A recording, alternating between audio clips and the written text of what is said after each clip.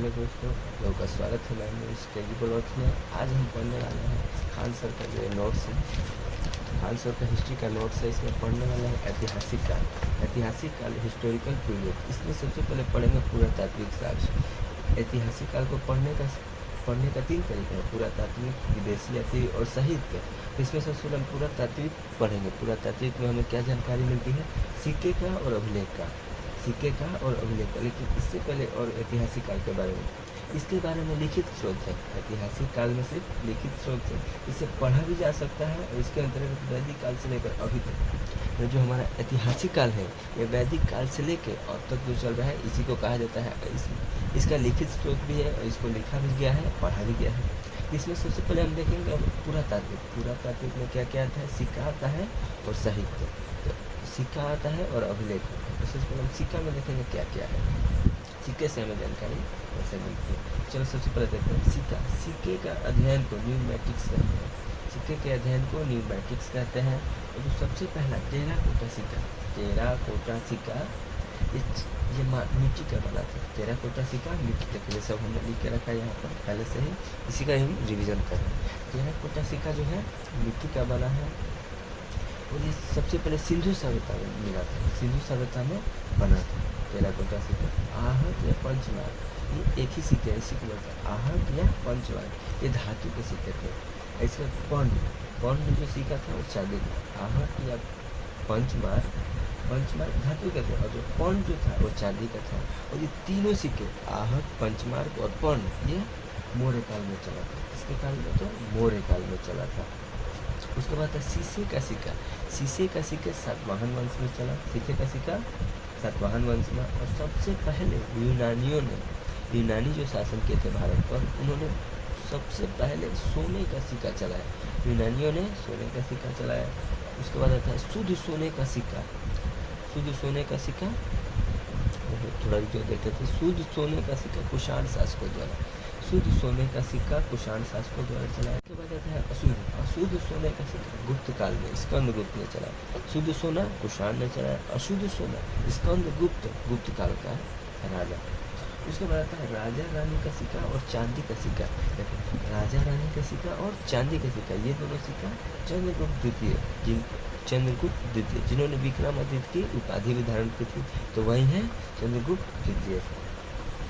मयूर शैली के सिक्के, ये किसने चलाए थे? समुद्रगुप्त ने।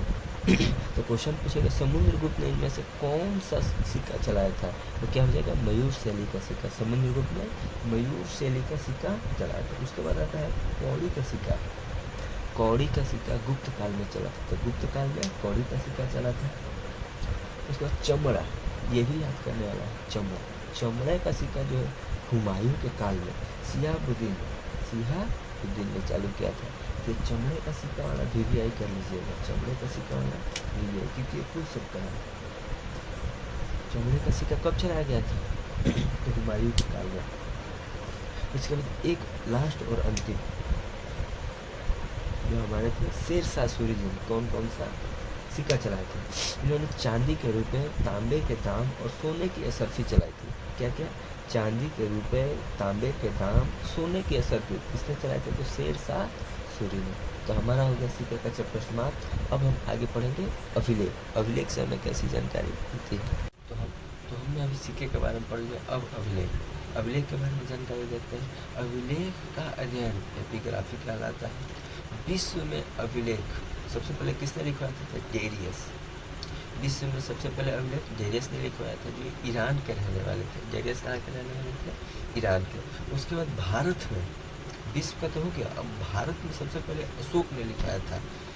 उसके बाद पहला अभिलेख कहाँ मिला?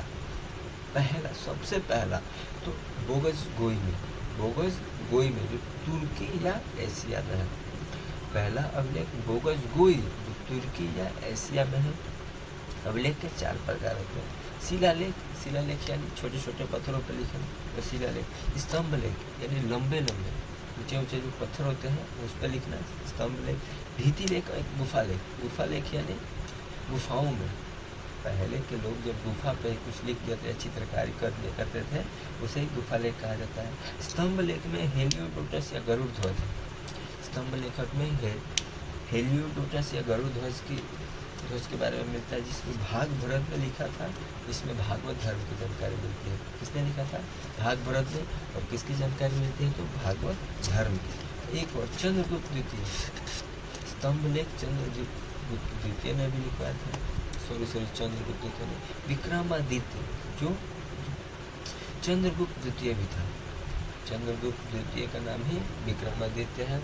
इसने महरौली का एक स्तंभ लिखवाया, जो कि दिल्ली में स्थित है और यह लोहे का है और इसमें अभी जंग नहीं लगा है। यही इसकी सबसे बड़ी खासियत है। चलिए इसके बाद थोड़ा कुछ प्रमुख अभिलेख भी पढ़ लेते हैं। प्रमुख अभिलेख